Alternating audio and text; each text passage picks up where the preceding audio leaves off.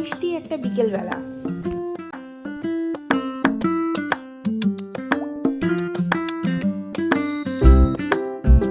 ঘন্টুর আবদারে আজ আমরা চলে এসেছি পাটুলির বেনুবন ছায়ায়।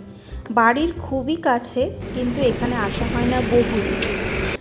রাতের দিকে পাটুলিতে এসে আমরা অনেক সময়ই বসি, কিন্তু এই পার্কে আসা হয় না। পার্কটি যখন প্রথম তৈরি হয়েছিল খুব সুন্দর করে সাজানো হয়েছিল, প্রচুর জলের ফোয়ারা ছিল, প্রচুর আলোকসজ্জা ছিল, তখন খুব সুন্দর ছিল। অনেক কিছু ছিল পার্কটিতে, অনেক ছোটরা কচিকাচারা ভিড় করতো বিকেলবেলা খেলার জন্য।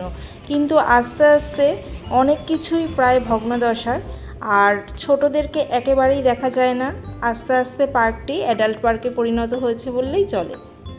তো আমরা আসার সাথে সাথেই এখানে গার্ড দিদি যিনি ছিলেন তিনি পার্কটা খালি করে দিলেন, যেহেতু বাচ্চা খেলা করবে সে কারণে।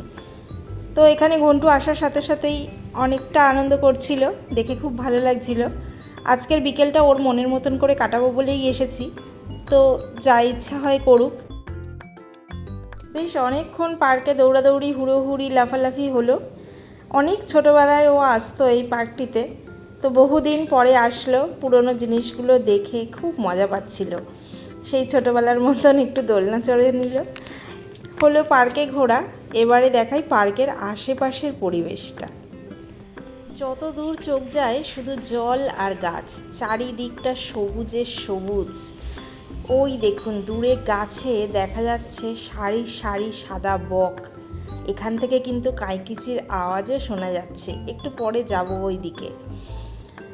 তো এখানে কলকাতার ঐতিহ্য হিসাবে ট্রাম গাড়ির কয়েকটি কামরা বসানো হয়েছিল ফুড কাউন্টার হিসাবে ইউজ করার জন্য। কিছুদিন চলেও ছিল, তারপরে কোনো কারণবশত বন্ধ হয়ে যায়। এখন এগুলোর প্রায় ভগ্নদশা। তো এখান থেকে একটু চারিদিকটা দেখে আমরা এগিয়ে যাচ্ছিলাম অন্যদিকে। আশপাশটা একটু ঘুরে দেখেই আবার দৌড়ে এসে তত্ত্বরিয়ে রোপ ক্লাইম্বিংয়ে উঠতে লাগলো। অনেক দিন পরে এসেছে তো খুব মজা পাচ্ছিল। বাড়ির সামনের পার্কটিরও প্রায় ভগ্নদশা, তাই সেখানেও গিয়ে খেলা করতে পারে না। তো এখানে এসে আজকে অনেকক্ষণ বেশ মজা করলো। তারপরে আমি বললাম চলো পুরো পার্কটা একটু হেঁটে ঘুরে দেখে আসি। চারিদিকে এত সবুজ গাছপালা দেখলে চোখ জুড়িয়ে যায়। আর বিকেলবেলা এত সুন্দর লাগছিল, বিকেলের আলোয় এই ফুলগুলো লাল, হলুদ, সাদা, নামি অনামি, কত রকম গাছ, তাতে কত রকম ফুল, সত্যি দেখার মতো।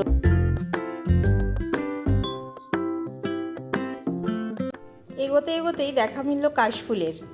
ঘন্টুকে আজকে পরিচয় করালাম কাশফুলের সাথে। দুর্গাপুজোর সময় অনেক ফটোতে দেখিয়েছি, বা বোলপুর যাওয়ার সময়ও ওকে দেখিয়েছিলাম কাশফুল, কিন্তু এভাবে কোনো দিন সামনে থেকে দেখানো হয়নি, বা কী জিনিস ও হাত দিয়ে ধরে দেখেনি। তো আজকে দেখালাম। দূরে দেখা যাচ্ছে বাইপাস, কিন্তু বাইপাসের মধ্যেই এত সুন্দর নিরিবিলি পাখির ডাক, সবুজে ঘেরা একটা জায়গা, সেটা রাস্তা দিয়ে যাওয়ার সময় কিন্তু কল্পনাও করা যায় না।